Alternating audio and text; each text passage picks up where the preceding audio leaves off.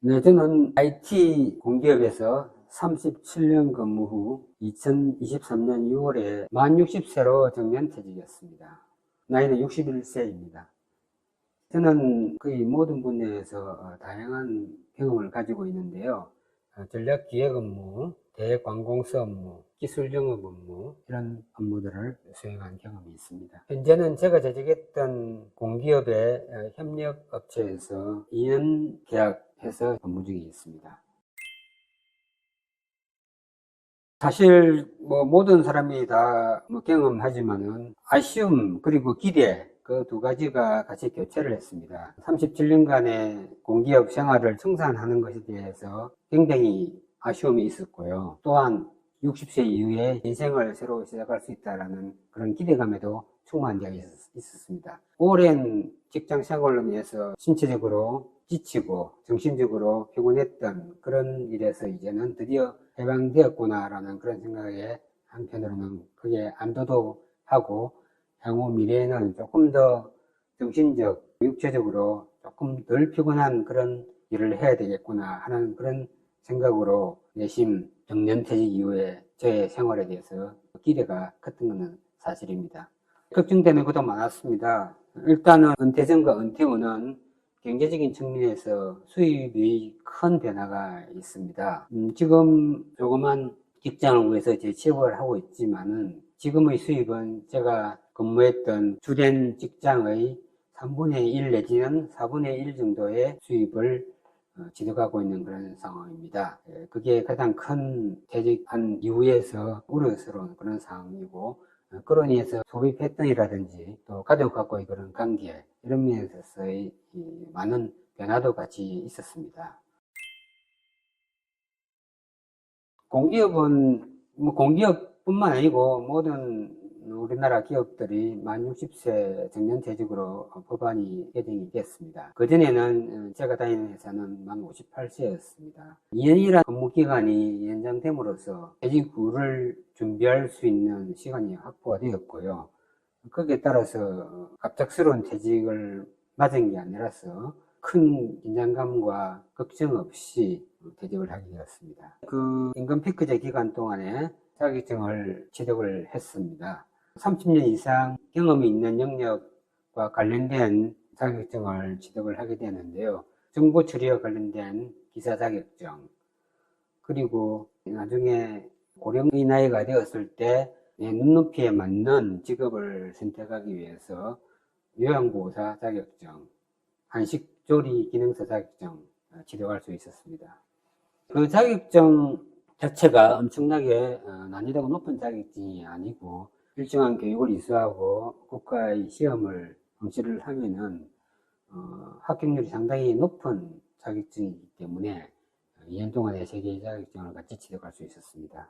제가 젊은 나이 때부터 서울에서 혼자 대학 생활을 보내고 그 이후에 결혼 전까지 계속 혼자 살면서 직접 제가 조리를 하는 그런 시간을 많이 가졌기 때문에 거기에 대한 취미와 관심이 있었고 혹시 65세 이후에도 관련된 직업을 선택할 수 있을 거라는 그런 예측 때문에 한식조리 기능사 자격증을 취득하게 되었습니다.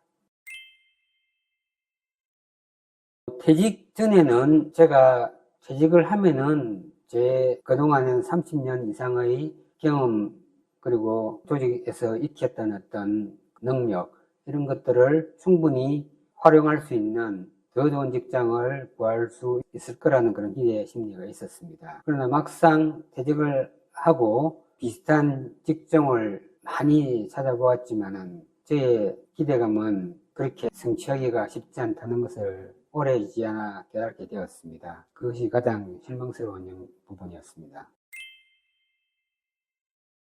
네, 그 퇴직 전과 퇴직 이후에 확실하게 제 사회적 포지션이 달라졌음을 제가 실감하고 있습니다. 퇴직 전에는 제가 나름대로 공기업에서 상당한 고위직을 맡고 있었고요. 제 예하에 수백 명의 직원도 있었습니다. 저는 지시만 하고 모든 일은 우리 실무 직원들이 다 챙겨줬기 때문에 저는 그런 점에 있어서 크게 제 스스로 직접 수행해야 되는 일은 없었습니다. 그리고 어디를 가나 상당히 대접을 받고 VIP 격의 그런 예우를 받는 생활을 오랜 시간 했었습니다. 그러나 막상 퇴직하고 난 이유는 정반대였습니다. 저 역시 회사의 직위가 떨어지는 그 순간에 평범한 사람, 동네 아저씨로 전락했다는 그런 허탈감과 상실감은 있었다라고 그렇게 말씀드릴 수 있습니다.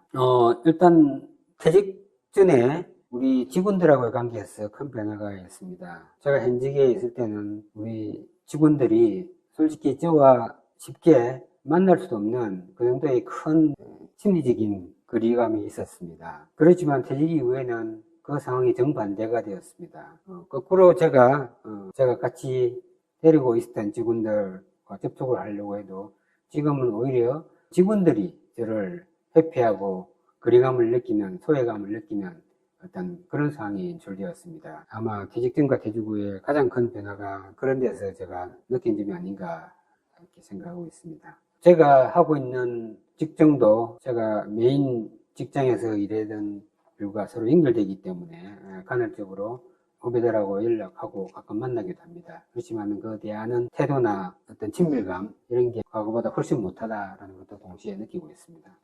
일단은 과거에 부하 직원으로 있던 사람들은 대부분이 조직의 위기 질서에서 순종적이고 업무 지시에 따라서 기한 내에 모든 것을 보고하고 하는 게 익숙해져 있는데 이제 퇴직 후에는 이제 그런 주종 관계가 사라졌습니다. 어떻게 보면 대등한 관계고 또 어떻게 보면은 제가 오히려 더 을의 입장 그리고 우리 후배 직원들이 더 갑의 입장이 되어서 서로 냅독이 지금 만들어져 있기 때문에 그런 면에 있어서 큰 상실감을 느끼는 것은 사실입니다. 사실 저도 현직에 있을 때 퇴직한 선배들을 만나고 소통할 때 똑같은 경험을 했습니다. 퇴직 전에 선배 상사, 퇴직 이후에는 결국은 어떻게 보면 현직에 있는 저보다 더 못한 직위로 떨어지는 그런 걸 목격하고도 사실은 그게 당연하다 생각했는데 제가 직접 반대 상황을 지금 체험을 하게 된 것이지요. 누구나 다 인생에서 은퇴라는 것은 존재한다. 지금 퇴직한 선배들, 상사들 따뜻하게 대해줄 때 본인도 그 상황이 되었으면 반드시 그의 상황은 대접을 받을 것이다. 그런 얘기를 들려주고 싶습니다. 그러지 못한 걸 후회하고 있습니다. 공기업에서 근무할 때 비해서 상대적으로 시간적 여유가 많아졌습니다. 그동안에 못했던 체력 단련을 위해서 많은 시간을 소비를 하고 있고요.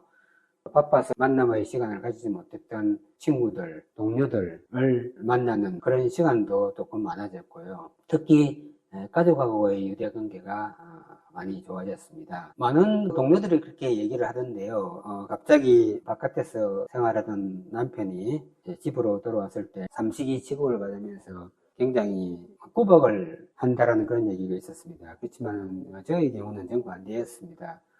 지난 30년 동안 너무 바깥에서만 생활을 하다가 비로소 60세가 되어서 가정으로 들어오니까 그 처와 자녀들이 굉장히 저를 반겨주었고 함께 시간을 가는 것에 대해서 굉장히 큰 기쁨과 보람을 느낀다는 그런 표현을 하곤 합니다.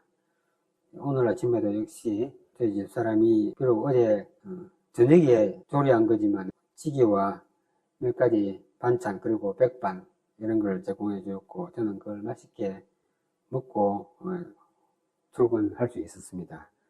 특히 제가 아침 운동 관계로 아침 6시에 집을 나오게 되는데요. 이런 시간에 집사람부터 서비스를 받을 수 있어서 굉장히 고맙게 생각하고 있습니다.